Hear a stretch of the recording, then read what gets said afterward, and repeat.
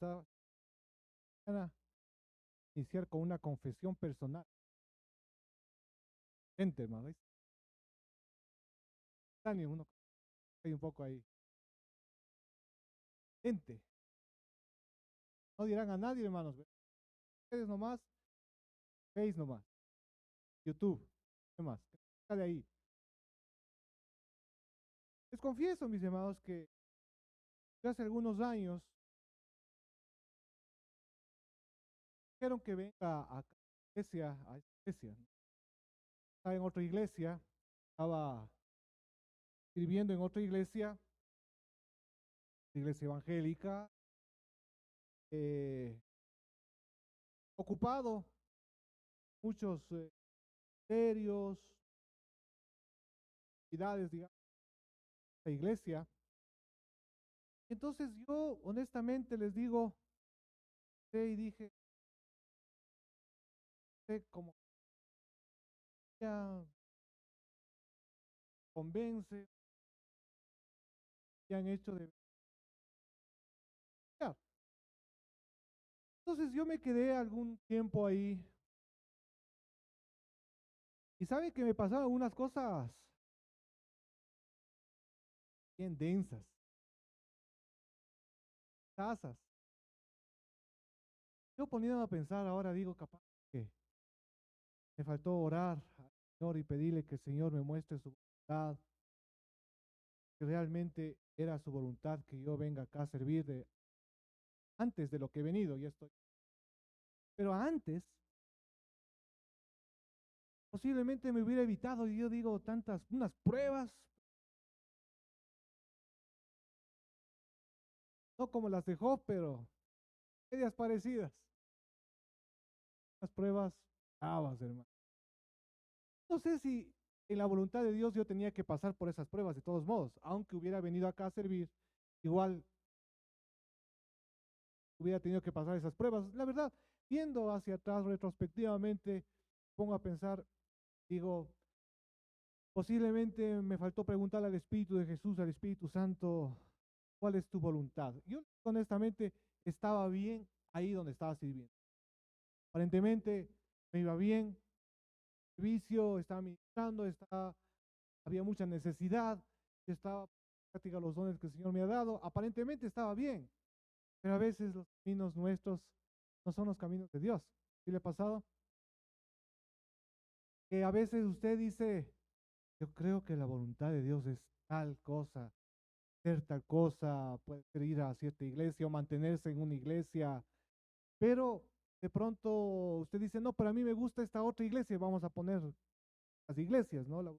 Dios se manifiesta estas cosas importantes, como es asistir a una iglesia, es algo muy trascendente, es algo muy importante, mis hermanos. Que no es de asistir por asistir, no. Si usted está aquí, es porque soberanamente Dios ha querido que esté aquí. Es la voluntad de Dios. Y si usted en algún momento, por alguna razón, quisiera ir a otra iglesia, pregúntele al Señor. Pregúntele, preguntémosle al Señor. ¿Es tu voluntad? Vaya, ¿y a dónde voy? Es algo importante. Pero a veces nosotros como que más ala un poco, por decirlo así, nuestros gustos. Y verán, en este caso no es que yo estaba en el mundo, no. Estaba sirviendo en una iglesia, ministrando, predicando también. Pero, ¿sabe qué? La voluntad de Dios es perfecta. Perfecta la voluntad de Dios. No es ni un milímetro acá, ni un milímetro acá.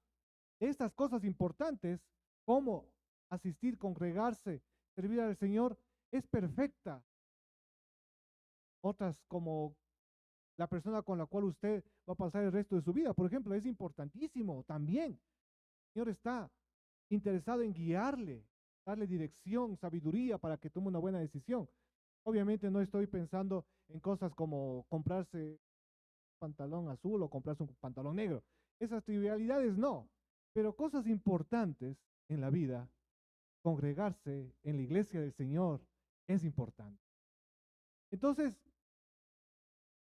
¿Se ha puesto a pensar usted si es que estamos, digo yo también, en el centro de la voluntad de Dios en este momento?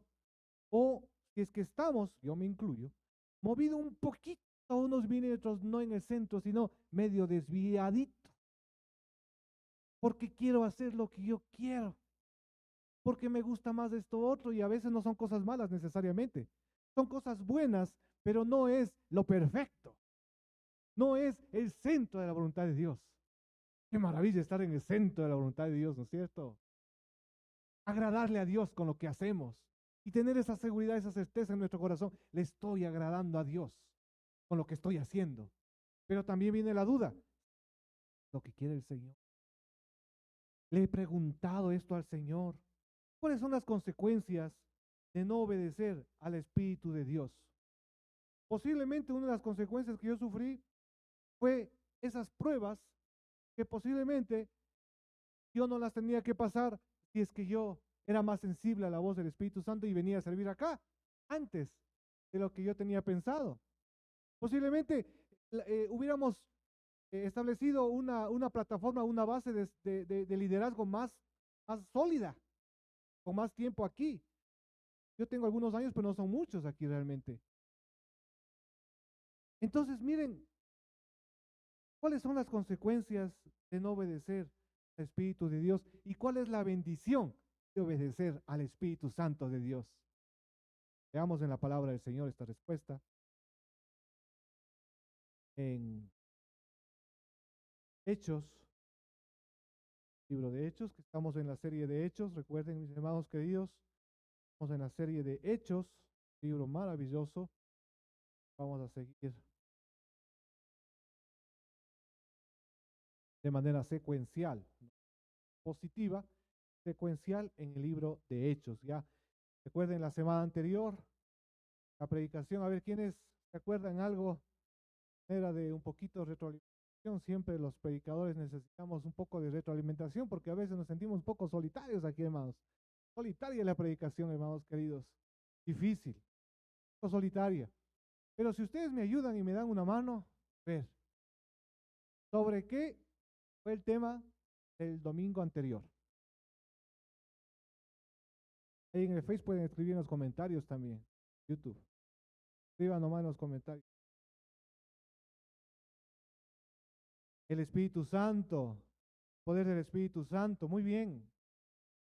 Entonces, siguiendo con la serie, el domingo anterior habíamos visto Hechos capítulo 2, ¿verdad? Y ahí se vio el derramamiento del Espíritu Santo llamado Pentecostés. ¿Sí?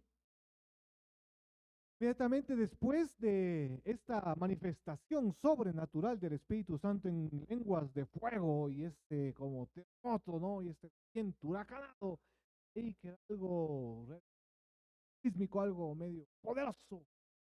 Y de escucharles en varios idiomas hablar ahí a los apóstoles que hablaban en varias lenguas que no habían estudiado, por supuesto, pero sobrenaturalmente alababan a Dios, adoraban a Dios. Los extranjeros ahí atónitos, ¿no? ¿Qué está pasando? Algunos se burlaban y decían, borrachos. Y entonces, aquí viene nuestro texto, Hechos 2:14. Voy a leer en la NBI. Entonces Pedro, miren, con los 11, no estaba solo. Pedro está representando a los demás apóstoles, por si acaso, hermanos. Por eso dice aquí Lucas, clarito. Pedro con los 11, él está representando, es la voz, poco de los apóstoles, pero no está solo. Están en comunidad, vean la importancia de la comunidad. Se puso de pie, aquí es como en cámara lenta, la escena. Imagínense. Tal vez es una plazoleta, no sabemos, porque después vamos a ver que hay miles de personas ahí y entrarían en una casa, posiblemente, que es una casa cerrada. De pronto ya es otro escenario aquí, ¿no? Recuerden la narrativa. No dice el texto porque se ahorra eso, va a lo principal, ¿no? La palabra va a lo más importante y se ahorra algunos detalles, pero nosotros en nuestra mente ya imaginamos de pronto una plazoleta con muchas personas ahí, miles de personas escuchando a Pedro, y Pedro despacito, solemne, va a predicar en la primera predicación de la iglesia cristiana, mis hermanos. La primera predicación de la historia, mis hermanos. De ahí venimos nosotros, de esa fundación, de esa primera predicación. ¿Cómo será la primera predicación de la iglesia? La primera predicación cristiana, ¿cómo será? El apóstol Pedro comienza y dice, voz en cuello,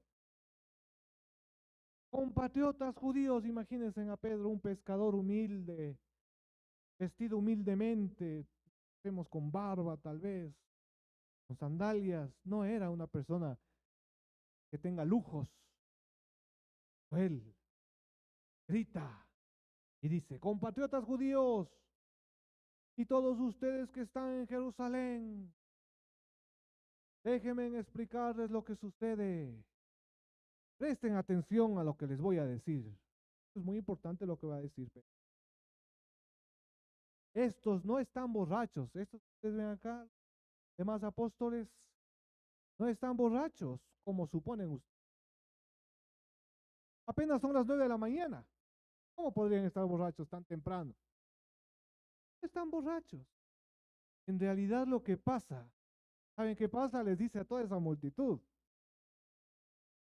lo que anunció el profeta Joel. Y va a citar, porque Pedro conocía y estudiaba los manuscritos que habían en ese entonces, tiene la profecía que tenemos nosotros del profeta Joel. Y va a citar en su predicación, escuche. Sucederá que en los últimos días, dice Dios, derramaré mi espíritu sobre todo el género humano. Los hijos y las hijas de ustedes profetizarán. Tendrán visiones los jóvenes y sueños los ancianos. En esos días derramaré mi espíritu aún sobre mis siervos y mis siervas, aún sobre los esclavos, dice en otra versión. Y profetizarán. Arriba en el cielo y abajo en la tierra mostraré prodigios, sangre y fuego y nubes de humo. El sol se convertirá en tinieblas. Será un cataclísmico esto, ¿ah? No es cualquier cosa. Y la luna en sangre. Antes que llegue el día del Señor, día grande y esplendoroso. Y todo el que invoque el nombre del Señor será salvo. Amén. Qué maravilla esta profecía, dicha cientos de años antes en el Antiguo Testamento. Aquí Pedro la está trayendo a ese tiempo, aplicando e interpretando la palabra de Dios, ungido por el Espíritu Santo, uniendo el día del Señor en el Antiguo Testamento, que era un día de expectativa para los judíos, un día de juicio, pero también un día esperado en la manifestación del Señor.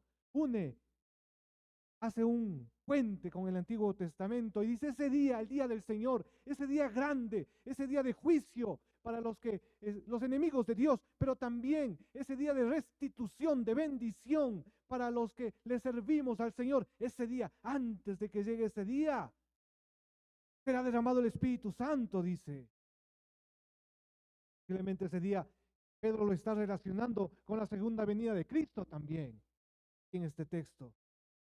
Pero dice, antes que llegue ese día de juicio, todo el que invoque el nombre del Señor será salvo. Ahí está. En ese mismo momento y 2000 años después, para nosotros es esta palabra, mis hermanos queridos. Para personas que vinieron tal vez invitadas hoy, en medio de la lluvia, en medio del frío, pero el propósito de Dios se está cumpliendo. Y alguien dirá, yo no sé ni por qué estoy aquí. A mí me invitaron y yo no sé por qué estoy aquí. Yo sí le voy a decir, ¿sabe por qué? Porque Dios es soberano y quiere que usted sea salvo, sea salva. Amén. Aplauda al Señor. Ahí nos vamos calentando un poquito, porque está haciendo frío. Ahí participamos un poco, nos calentamos un poco, ¿cierto? Aplaudirá nomás, espontáneamente. No le voy a decir que aplaude. Versículo 22, miren. Pueblo de Israel, sigue predicando Pedro.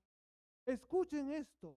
Jesús de Nazaret fue un hombre acreditado por Dios con milagros, señales y prodigios, los cuales realizó Dios entre ustedes por medio de él, como bien lo saben. Este fue entregado según el determinado propósito y el previo conocimiento de Dios, y por medio de gente malvada, ustedes lo mataron clavándole en una cruz. Hijo, rusos, hermanos, ahí a su casa. Multitud que le había crucificado al Señor Jesús en época de persecución, no como ahora, pues, están en época de persecución. Ay de aquel que siga esa secta de ese crucificado, de ese judío revoltoso, le decían al Señor de manera despectiva.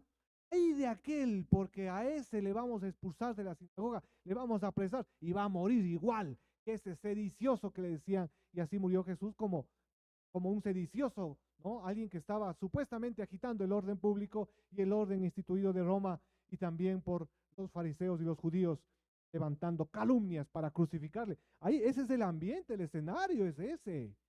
No es como predicar ahora en el parque, pues mis hermanos queridos. Diferente. Ahora, gracias a Dios, no hay persecución. Ahí está fresca. Todavía en el Gólgota, en la montaña, todavía está el recuerdo, en la memoria del crucificado. Pero aquí está diciendo, ustedes son responsables, dice. Primero va a su caso, hermano.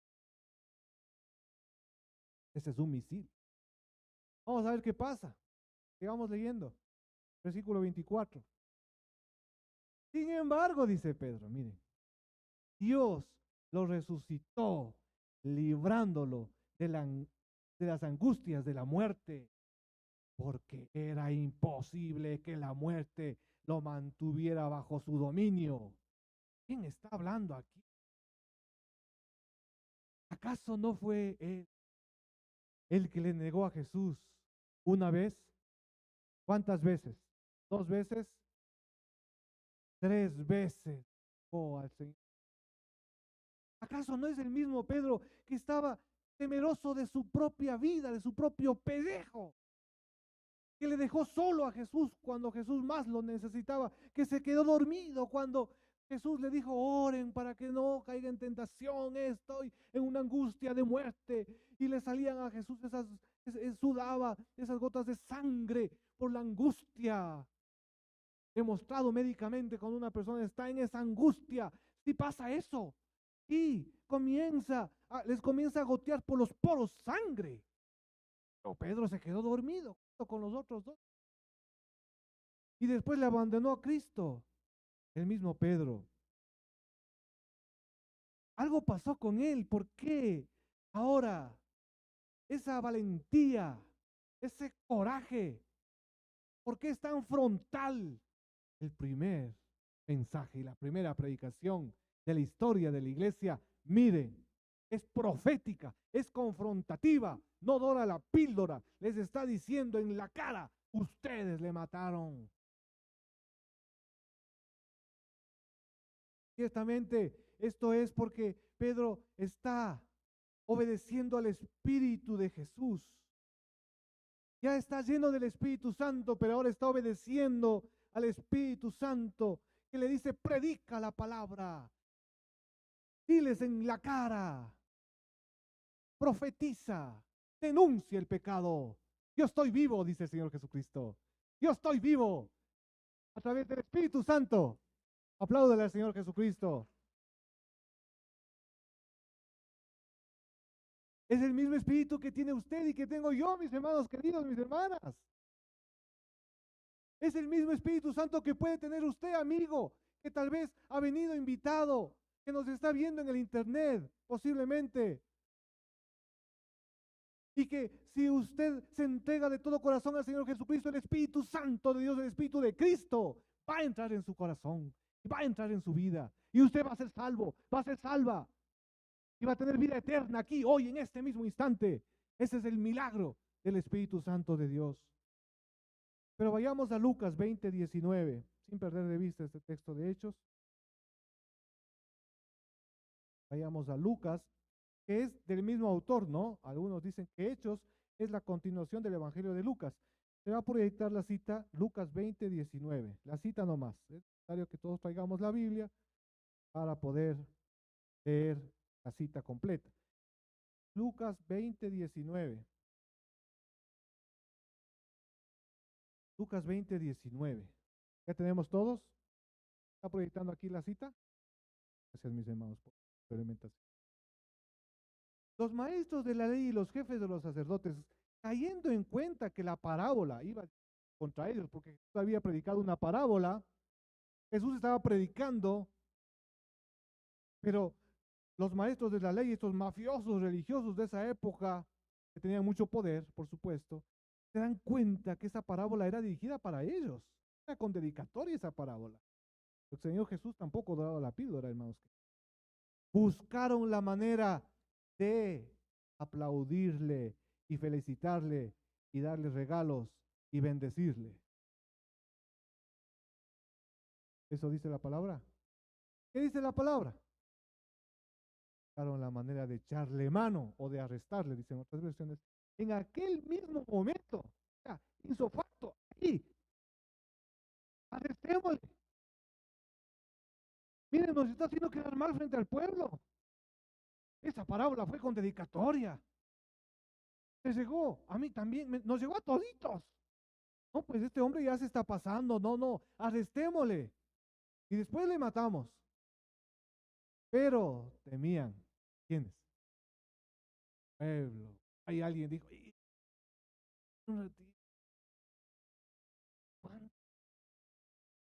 miren esa multitud, miren a cuántos dio de comer, miren a cuántos sanó. Aquí están toditos esos. Paso, ustedes quieren que nos linchen aquí. Es el populacho. Recuerden, esta gente es gente ignorante que no conoce la ley. Esos son los que le siguen a ese hombre. Gente pobre. Nos pueden estar matando aquí. Esperen. Esperemos el momento oportuno. Y ahí sí le apresamos y le todo lo que esperamos con. Pero ahorita no. No es el momento. Y les dejo. ¿Consecuencias de qué? De la predicación del mismísimo Señor Jesucristo, mis hermanos. Y no es Pedro el que está predicando el Señor Jesucristo, y una de las consecuencias era que querían arrestarle, porque es la palabra del Señor, realmente no nos deja tal como estamos. Si es palabra de Dios, la palabra de Dios nos transforma, porque sale de la mente de Dios y cumple el propósito en nuestros corazones. Es como cuando llueve, la tierra no queda igual. La tierra se empapa y crece, la planta germina. Asimismo, la palabra sale de la mente de Dios y causa un terremoto. Es un misilazo para algunos, para otros es de gran bendición para los que creen y se arrepienten. Pero para otros es una explosión. Es un terremoto. 10. Entonces, Pedro al predicar se estaba exponiendo a que le maten, a que le arresten, a que le torturen en plena persecución, porque si a su Señor y Maestro, el Señor Jesucristo, habían querido apresarle, ¿cuánto más? Pedro, un simple pescador, no era un rabino, un pescador. Para ellos, para los entendidos ahí en esa época, medio ignorante. Pero estaba lleno del Espíritu Santo de Dios. Pero conocía la palabra del Señor. Y está citando a Joel. Sigamos en el texto de Hechos, versículo, ¿en dónde nos quedamos? ¿Qué versículo nos toca? Muy bien, 25, mis hermanos, si han estado atentos. Desen un aplauso a mis hermanos que atentos y me ayudaron, porque yo me perdí. Porque yo también soy humano y me pierdo, pues, mis hermanos. Ahí están ustedes que están atentos. Versículo 25. En efecto, vean, David dijo de él, y aquí va a citar un salmo. Veía yo al Señor siempre delante de mí, porque Él está a mi derecha, para que no caiga. Por eso mi corazón se alegra y canta con gozo mi lengua. Cuerpo también vivirá en descanso. No dejarás que mi vida termine en el sepulcro. No permitirás que tu santo sufra corrupción. Me has dado a conocer los caminos de la vida. Me llenarás de alegría en tu presencia. Un salmo que está citando el Antiguo Testamento nuevamente Pedro en su predicación. Y ahora les va a explicar por qué. cita ese salmo. Miren, hermanos, dice, permítanme hablarles con franqueza acerca del patriarca David. Todos ellos veneraban al patriarca David, que murió y fue sepultado, dice. Todos sabemos eso. Y cuyo sepulcro está aquí entre nosotros hasta el día de hoy. A todos nos consta eso. Era profeta y sabía que Dios le había prometido bajo juramento poner en el trono a unos de sus descendientes. Fue así como previó, es decir, ya vislumbró el futuro y profetizó lo que iba a suceder, refiriéndose a la resurrección del Mesías. Afirmó que Dios no dejaría que su vida terminara en el sepulcro, ni que su fin fuera la corrupción. A este Dios lo resucitó. De ello nosotros somos testigos, somos mártires. Ahí nuevamente la palabra testigo es mártir. Somos mártires. Es decir, estamos dispuestos a morir por este testimonio. Eso está diciendo. Nosotros somos testigos. Y aquí nosotros estamos dispuestos a morir por este testimonio. Porque lo hemos visto. Y no podemos callar lo que hemos visto o hemos oído. A este Dios lo resucitó y de ello nosotros somos testigos. Exaltado por el poder de Dios, y habiendo recibido del Padre el Espíritu Santo prometido, ha derramado esto que ustedes ahora ven y oyen. Les dice, miren, David murió, pero David dice, no dejarás que mi vida termine en el sepulcro, ni que tu santo sufra corrupción. ¿Dice eso del mismo o dice el linaje de David? Aquí David está hablando de su descendencia, de su linaje, porque el Mesías es hijo de David. Vean, David está profetizando, dice, estoy demostrándoles, dice Pedro, que Jesús es el Mesías prometido en el Antiguo Testamento. Dice más, David no subió al cielo y sin embargo declaró, estamos en el versículo 34, dijo el Señor a mi Señor, siéntate a mi derecha hasta que ponga a tus enemigos por estrado de tus pies. Por tanto, el calibre de esta predicación, sépanlo bien todo Israel que a este Jesús a quien ustedes crucificaron, Dios lo ha hecho Señor y Mesías. ¡Pac! Segunda bomba atómica, hermano. Esa es bomba nuclear, hermanos. ¡Pum! Rematado ahí. Era Dios que aunque pues un milésima como Pedro, lleno del Espíritu Santo, profético, valiente, denunciando el pecado, sin importar su propia vida, pero ahí, siendo fiel a su Señor. Ustedes le mataron, ustedes le crucificaron y ahora resucitado y está vivo, dice. Claro, está vivo. A través del Espíritu Santo de Dios que está en él, pues. El Espíritu de Cristo. Pero no solamente en él, sino en cada uno de nosotros, hermanos queridos. Está el Espíritu Santo de Dios. Amén. Uy, creo que el frío está ahí, siendo de las suyas. ¿Qué será, hermanos? Pero el frío no puede contra el Espíritu Santo, hermanos queridos. En frío, en lluvia, en tormenta, si caiga granizo, en pandemia, en persecución, en cualquier circunstancia, el Espíritu Santo es el mismo, es el Espíritu de Jesús. Ahí está. Ahí está Pedro. Les decían, los pequeños Cristos les decían en esa época, porque eran Cristos chiquitos, estaban ahí, les reconocían y les decían, uy, habla como Jesús, pero seguramente estuvo con él, porque habla con esa autoridad, es el Espíritu Santo está en nosotros. ¿Qué pasa? Acompáñenme a Lucas 4:28, por favor, sin perder de Hechos. Estamos viendo el contexto del mismo autor, Lucas 4:28, porque Lucas también escribió Hechos de los Apóstoles, como sabemos. Entonces, hay una relación estrecha entre los dos libros, contexto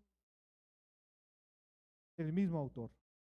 Lucas 4:28. Jesús, por lo menos se registra la primera vez que predica en la sinagoga, Jesús. Y vamos a ver el resultado de esa predicación de Jesús, Lucas 4:28. proyectado? ¿Si lo tienen? Sí. Al oír esto, todos los que estaban en la sinagoga se enfurecieron, miren, después de la predicación de Cristo. Se levantaron. Si alguien se levanta, se va. Pero no solo eso, lo expulsaron del pueblo. ¿Cuántos? Los llevaron hasta la cumbre, le fueron arrastrando seguramente en contra de la voluntad de Jesús. A colina, imagínense una montaña y que les llevan arrastrando a Jesús ahí arriba. Hay un precipicio ahí sobre el que estaba construido el pueblo. ¿Para qué? Para tirarlo por el precipicio.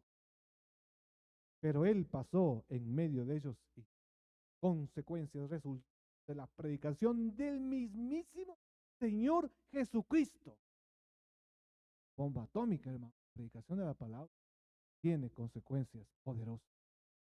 Pero aquí, yo me imagino en Hechos, volviendo al texto de Hechos, ¿cómo se imaginan ustedes que estaría Pedro después de haber lanzado primero un misil y después una bomba atómica? ¿Cómo estaría Pedro? ¿Estaría tranquilo? ¿Estaría asustado? Como humano, ¿cómo estaría? Como humano, verán que dice. Como humano, lanzó la predicación, dijo o fue obediente al Espíritu Santo de Dios. Y este al que ustedes mataron es el que ha resucitado. Pero es que era totalmente comprensible, pues. Porque están en persecución. Le habían crucificado a Jesús, al Señor de señores y al Rey de reyes. Ni siquiera Jesús cuando predicaba, podíamos decir que tuvo muchas veces respuesta positiva, sino todo lo contrario. Pero vean lo que pasa, el poder del Espíritu Santo. Cuando oyeron esto, versículo 37, 2:37, cuando oyeron esto, todos se sintieron profundamente movidos. Estos traspasados, corazón, removidos, las entrañas, es una emoción muy profunda. Y le dijeron a Pedro y a los otros apóstoles, hermanos, ¿qué debemos hacer? Oye, de la obediencia al Espíritu Santo. Yo creo que Pedro ahí lo dijo, oye, me salvé, de la que me salvé, no me mataron. Ay, esto es la obra del Señor. Debe haber estado adorándole en su corazón a Dios, Espíritu Santo. Y claro, entonces ahí aprovecha y dice, arrepiéntase. ¿Qué significa esta palabra? Arrepiéntase viene de metanoia, es decir, de metamorfosis, de transformación. De ahí viene metamorfosis, transformarse. No es algo simplemente emocional. Es como para ilustrar, supongamos que ahí está el mundo, está el pecado, está todo lo malo, y yo estoy caminando hacia el mundo, hacia el pecado, enfocado hacia lo malo, mi vida enfocada hacia allá. Me dicen, estás mal, te va a ir mal, no sigas así, no, pero necio o así enfocado. Arrepentirse significa en el texto bíblico darse la vuelta y darle espalda a lo que yo antes le daba la cara y estaba enfocado. Ahora le doy la espalda al pecado, le doy la espalda al mundo y ahora me enfoco hacia la cruz, hacia Jesús, hacia su palabra. Eso es arrepentirse, mis hermanos queridos, ahí en el texto original. Apláudale al Señor Jesucristo porque es su palabra. Entonces, ya mi vida cambió, yo tomé una decisión radical en cierto momento de mi vida y me convertí, por eso la palabra dice, conviértase, arrepiéntase, vuélvase a Dios, es darse la vuelta literal, darse la vuelta, vean, me doy la vuelta. Claro, no significa que me van a salir alitas, aquí no sé si ven alguna alita por ahí, o que me están haciendo una alita, ¿no? ¿Alguien tiene por ahí una alita que le están haciendo o que ya le salió? A la salida de culto, quien tiene por ahí saliendo, me avisa, hermanos. No creo que sea alita. Vamos a orar por sanidad de pronto, no sé. ¿Por qué? Porque no tenemos alitas, pues, mis hermanos. Porque estamos en este mundo, significa que todavía estamos luchando contra el pecado, vean, todos, yo también, arrepintiéndome, confesando. Pero ya mi enfoque cambió radicalmente. Yo estoy ahora enfocado hacia el Señor Jesús, hacia su palabra. Ya no me voy a dar la vuelta así. Claro, me resbalo, me caigo, peco, me arrepiento.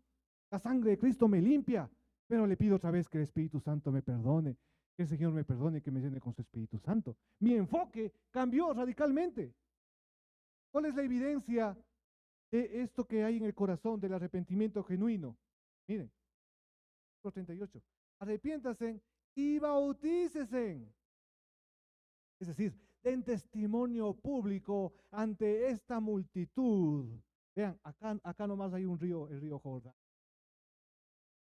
Realmente ustedes se han arrepentido. Den testimonio público de morir al pecado, ser sumergidos y morir, ser sepultados en el pecado y resucitar a la nueva vida con Cristo. Den testimonio. Vengan, bautícese. Y eso vamos a tener el domingo que viene, mis hermanos queridos. Bautizos. Cerca de 18 personas se van a bautizar en los 3 cultos. Amén. Para la gloria del Señor. Para la gloria del Señor. Orarán para que no llueva, por favor, hermanos. Porque va a ser en los 3 cultos. Pero por si acaso la piscina va a estar calientita. Por si acaso. Desanimar, algunos días no. Den testimonio público, que sea algo evidente, que se vea. No es algo solamente interno, sino que es algo que tiene que verse, que tiene que comprobarse. Hay que ser valientes, hermanos. Bautícese cada uno de ustedes en el nombre del Señor Jesucristo para perdón de sus pecados, les contestó Pedro. Y recibirán, ¿qué cosa? El don del Espíritu Santo, gloria a Dios, aleluya. El mismo Espíritu Santo de Pedro. El Espíritu de Jesucristo, mis hermanos. Ni más ni menos, el Espíritu de Jesucristo. Imagínense. Escriba la idea principal, si es que puede, que sale de este mensaje, sale de la palabra de Dios. La idea principal. El título del mensaje, y estamos respondiendo ya el título del mensaje. El título del mensaje es la clave del avivamiento. Ese es el título del mensaje. Entonces, la idea principal es, la clave del avivamiento es obedecer al Espíritu de Jesús. La clave del avivamiento es obedecer al Espíritu de Jesús y dejar los resultados en las manos de Dios. Amén. La clave del avivamiento está aquí en el texto. Es obedecer al Espíritu de Jesús, porque Pedro fue obediente. Estaba lleno del Espíritu Santo, pero no se quedó con esa llenura, con esa presencia, con esa manifestación para él solo, sino que fue obediente y predicó la palabra. Y dejó los resultados en las manos de Dios. A veces los resultados, tal vez no es que se conviertan 3,000 personas. Tal vez ni siquiera se convierte uno en ese momento, no lo vemos. No es palabra de Dios, es algo espiritual, es algo misterioso, es semilla con vida en sí misma, semilla espiritual. El diablo no se puede robar. Y que tal vez nosotros no lo presenciemos, pero quién sabe después de algunos años, y hay testimonios que las personas después de algún tiempo dicen que hay un testimonio de una persona en Guayaquil que estaba en estado etílico, estaba borracho. Y unos hermanos de una iglesia estaban predicando la palabra. Claro, no sabían que uno de ellos estaba borracho y estaban predicando en las calles. Y esa persona que estaba borracho, ahí blasfemó la Biblia que le habían regalado, la tiró al piso y maldijo.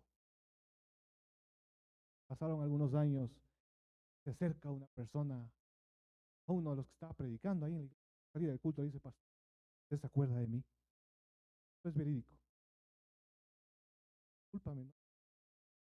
Yo era ese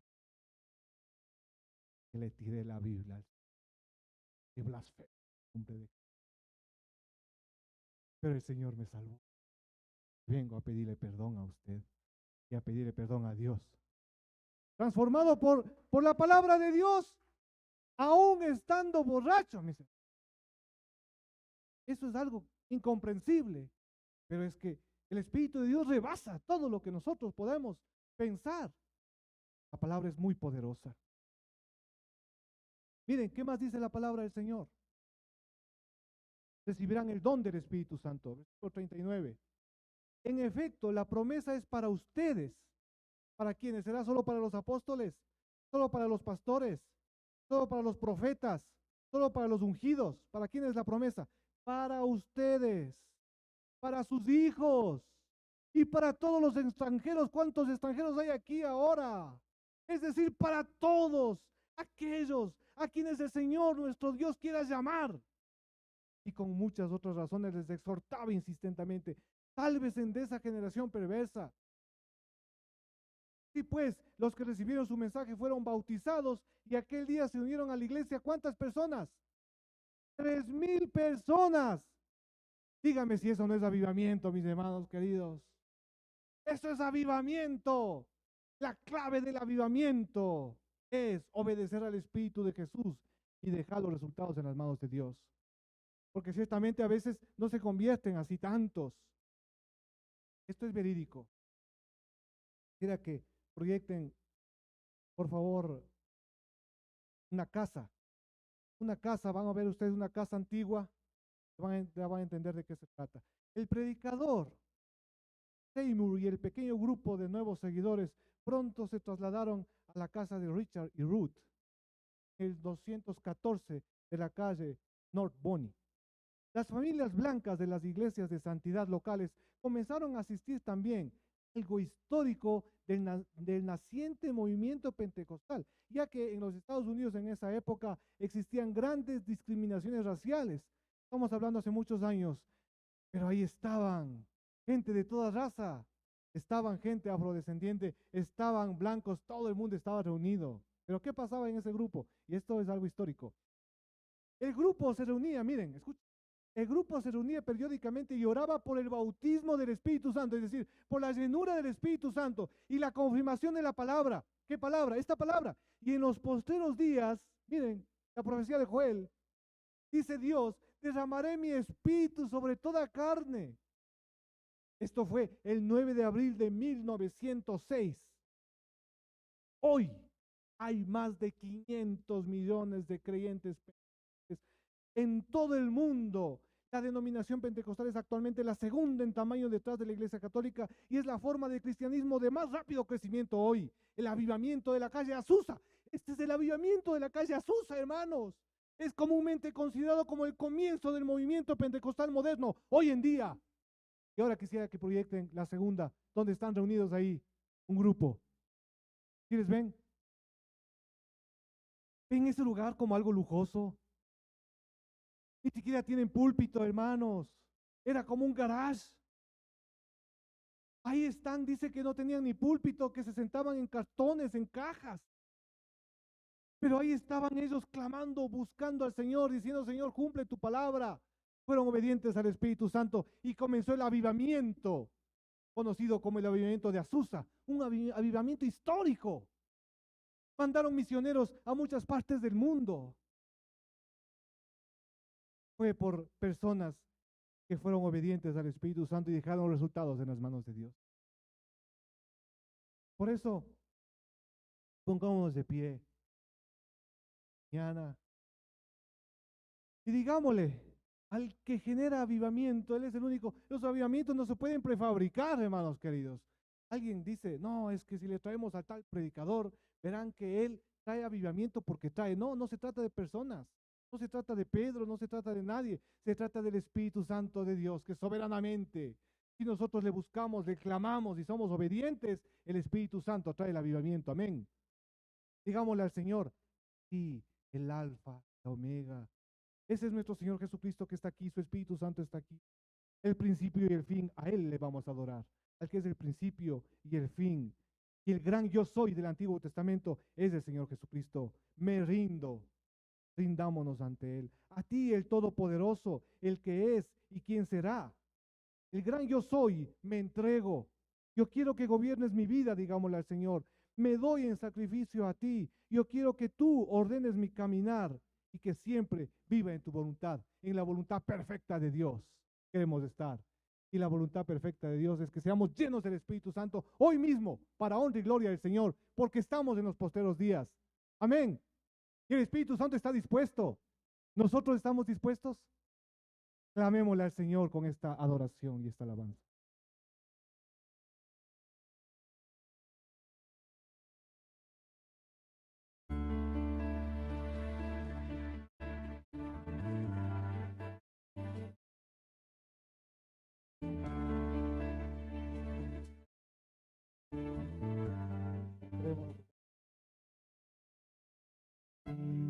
Dígale, Señor. Aquí está el alfa y el omega. Aquí está el Señor Jesucristo. Y el gran Espíritu Santo. Espíritu, Señor. Nos rendimos a ti, Señor. a ti, Todopoderoso, Miremos a ti. ¿qué será? Gracias, Señor.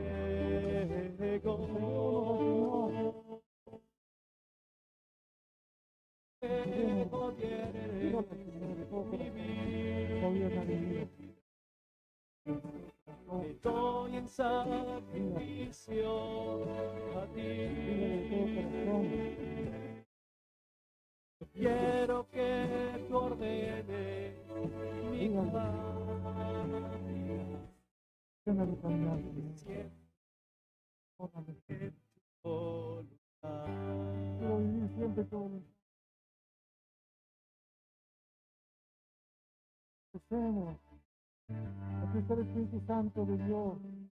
Arrepintamos. Alfa y la omega. Yo y el gran. Brindámonos, hermano. Todopoderoso, Seamos humildes delante. que Santo de Dios,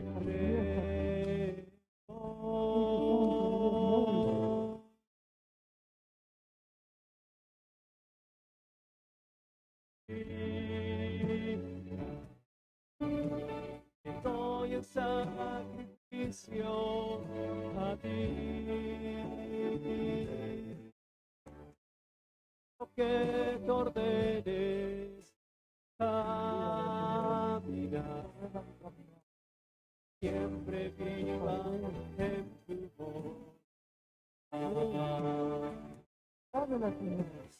Quiero que gobiernes mi Toma el control, Espíritu vida. Santo. Toma, Sacrificio a ti.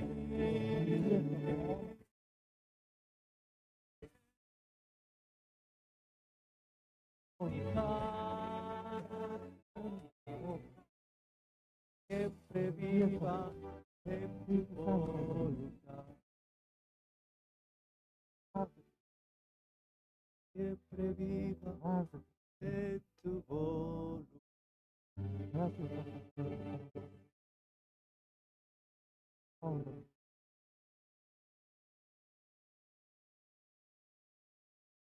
Aquí está el Espíritu Santo de Dios. Escuchemos la voz del Señor y obedezcamos al Espíritu Santo de Dios. Tengamos un momento reverente de silencio y de obediencia al Señor y haga lo que el Espíritu Santo de Dios le está diciendo que haga en este momento.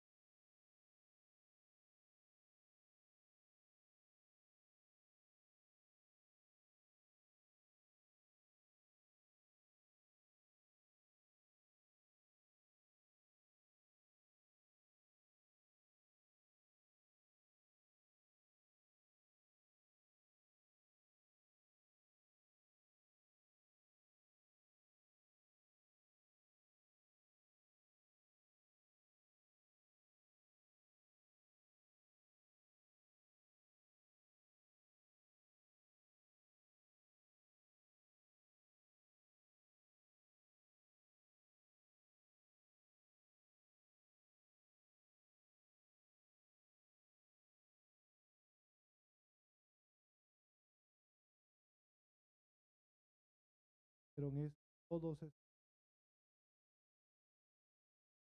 Pedro, hermanos, debemos hacer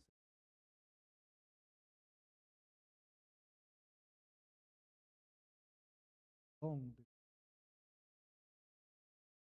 recibirán don. Que Dios les bendiga.